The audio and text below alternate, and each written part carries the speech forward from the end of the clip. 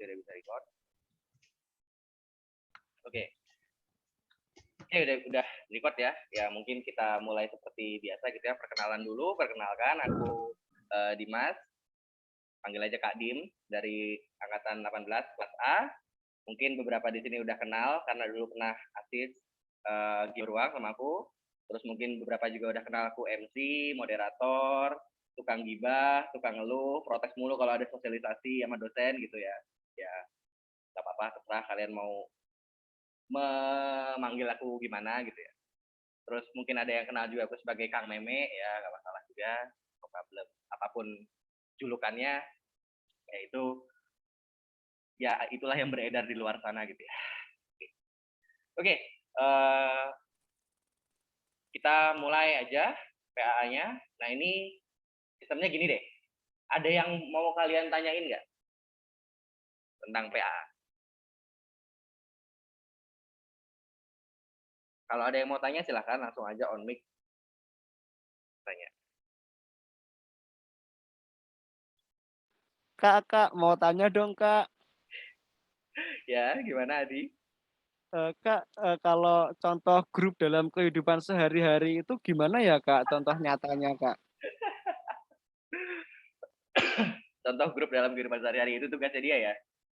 Oke. Oke, siapa yang punya pertanyaan kayak gitu juga yang sama? Langsung apa namanya raise hand aja atau kasih emot gimana gitu kalau punya pertanyaan yang sama. Oh ya, Gaby tuh tanya. Deborah tuh dah. Oke, siapa lagi? Panggil aja Fikri, oke. Putri. Oke. Oke, Maria. Oke, ya banyak ya. Banyak ya contoh grup dalam kehidupan sehari-hari. Oke. Oke, ya aku juga tahu tugasnya ya. Tugas itu kan kalian suruh menjelaskan tentang grup gitu ya. Jelaskan tentang grup, terus habis itu nanti kasih. Sebenarnya itu bukan contoh. Kalau kalian baca baik-baik perintahnya, ya, kalau kalian baca baik-baik perintahnya Bu Bella tuh, kaitkan dengan kehidupan sehari-hari. Nah gitu. Kalau misalkan materinya itu tentang grup, kalian nyari penerapannya dalam kehidupan sehari-hari, itu kalau cuman grup doang belum ada. Sebenarnya kalau misalkan yang di kehidupan sehari-hari kayak misalkan apa ya contohnya ya sistem WA gitu ya. Nah, WA itu kan juga pakai teori grup. Cuman dia nggak murni pakai grup doang, nggak murni pakai grup point atau misalkan semi grup, nggak. Dia tuh nanti ada konsep-konsep yang lain. Jadi kalau untuk grup doang gitu ya, itu apa namanya untuk penerapan sehari-harinya tuh memang sebenarnya nggak ada. Nah, tugasnya dia itu kan adalah mengaitkan dengan kehidupan sehari-hari. Nah, contohnya misalkan gini, kalian apa namanya kalian kaitkan aja, misalkan kalau kita mau jadi guru gitu ya, kita mau jadi guru, nah otomatis kan ada beberapa tingkatan yang harus kita tempuh gitu ya. Misalkan dari pendidikan dasar, terus pendidikan apa namanya sekolah menengah, SMP, SMA, baru nanti kuliah. Nah, nanti untuk setiap jenjang itu kan ada syarat-syaratnya. Nah, itu bisa kita korelasikan, bisa kita hubungkan dengan konsep grup. Nah, kan ada grup point, ada semi grup, ada grup. Nah, itu kan masing-masing ada syaratnya masing-masing. Nah, itu bisa kita kaitkan dengan kita bisa mengaitkan nih grup ini dengan kehidupan sehari-hari. Misalkan kita mau jadi guru, nah kita tuh perlu melewati tingkatan-tingkatan tertentu. Nah, untuk lulus dari situ, nah itu kan ada beberapa syarat-syaratnya. Misalkan nilai minimal KKM-nya 75 dan lain-lain. Itu berkaitan dengan konsep grup. Gitu. Terus mungkin gini ya, aku coba share screen dulu. Bentar, aku coba share screen.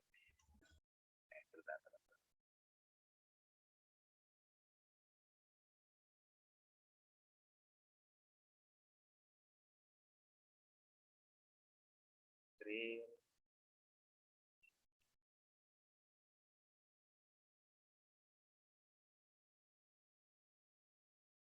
Wah, lemot.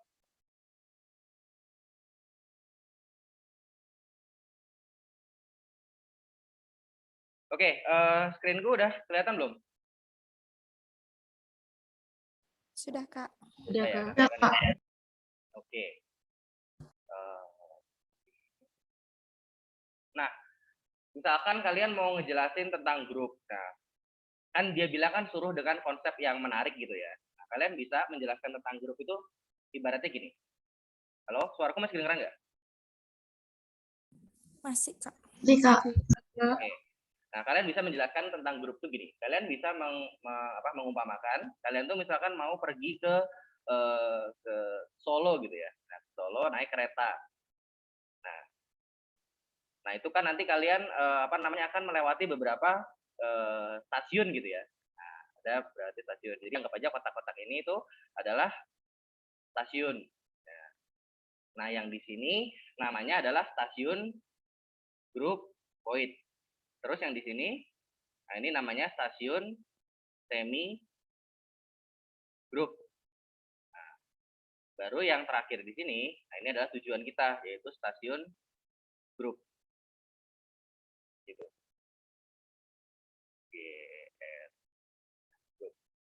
Oke. Nah, kalian nggak mungkin bisa sampai ke ke stasiun grup tanpa melewati stasiun grup point. Jadi ini itu harus kalian lewati dulu semuanya. Nah, di masing-masing stasiun ini, nah dia punya syarat kan gitu ya.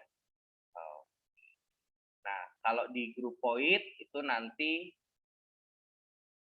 syaratnya adalah dia harus merupakan operasi biner.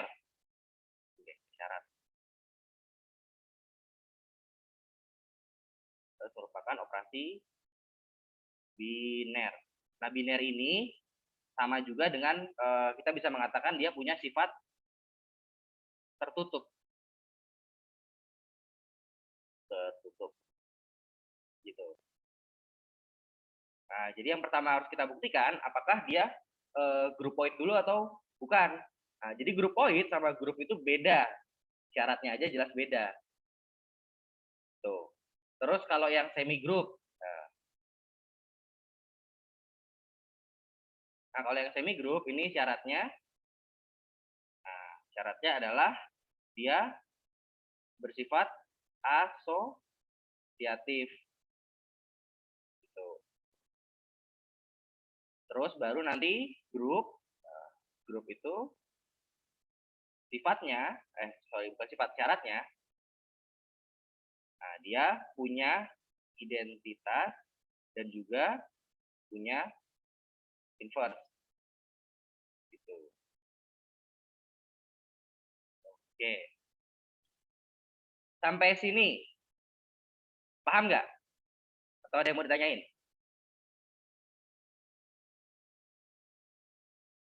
paham Kak. Paham ya? Nah, jadi untuk sampai ke grup ya, kita harus melewati grup point. Gimana?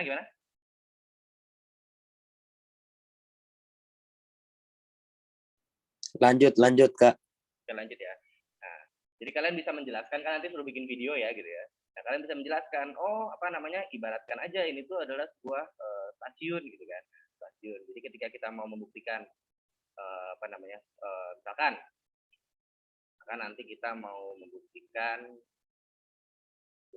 agak repot pakai Word ya. Oh, ini bisa saya.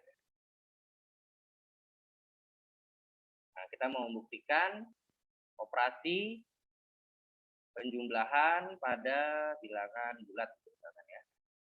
Operasi penjumlahan. Nah, penjumlahan. Nah, ini kan bacanya kan operasi penjumlahan pada himpunan bilangan bulat gitu kan. Kita membuktikan apakah dia grup atau bukan. Berarti kita jalannya dari mana? Kita jalan dulu dari ini, dari stasiun grup point. Ini sebagai langkah pertamanya. Kita buktiin dulu dia grup point atau bukan. Baru setelah dari sini kita jalan ke stasiun berikutnya, ke stasiun semi grup, ya, asosiatif.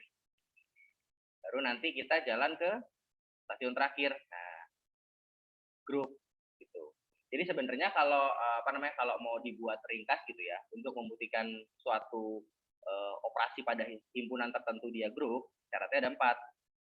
Bersifat tertutup, asosiatif, punya identitas, dan juga inverse. Nah, itu langkah-langkahnya gitu.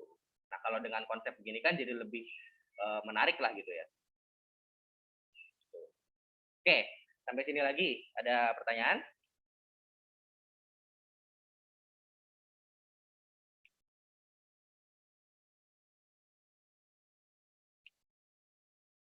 Suaraku masih kedengaran kan ya? Enggak itu kan? Aman, Kak. Aman ya? Aman. Iya. Oke. Oke, ada pertanyaan lagi?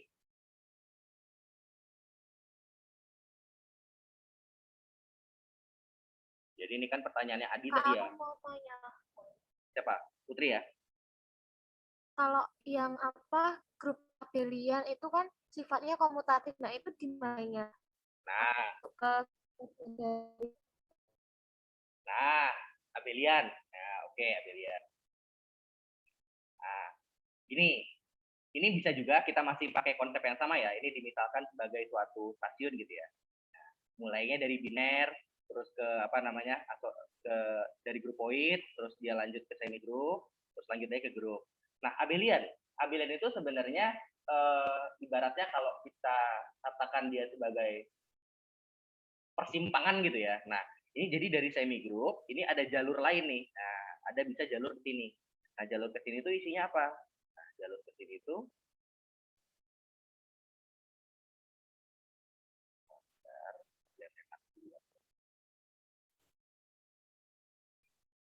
nah, ini ada jalur. Di sini nanti ada jalur lagi.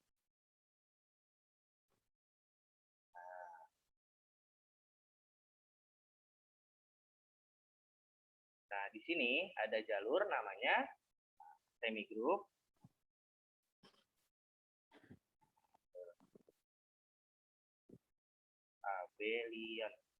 Abelian kan tulisannya ya, Abelian ya. sabar toh. Nah, gitu. Jadi ini tuh adalah jadi ini tuh jalur lain. Jadi dari semi group, kalau dia punya satu sifat lagi ya, itu adalah komutatif. Nah, kalau dia punya satu sifat lagi komutatif, kita bisa mengatakan bahwa dia adalah grup abelian. Isi, Kak. Semi grup abelian. Ya, gimana? Oh, itu kayak katanya temanku di link satunya tuh dia sendiri sama Bumar. Mungkin udah ini ya, udah. Sudah dibuka ya? Oke. Iya kayaknya. Oke, kita pindah ya berarti ya. Oke, kita Oke, ini aku coba. Nanti kita pindah ya. Ini ya N ya. Oke, Kak. Oke. Ini Salomo. Host Salomo, tolong di N ya. Oke, Kak. Oke.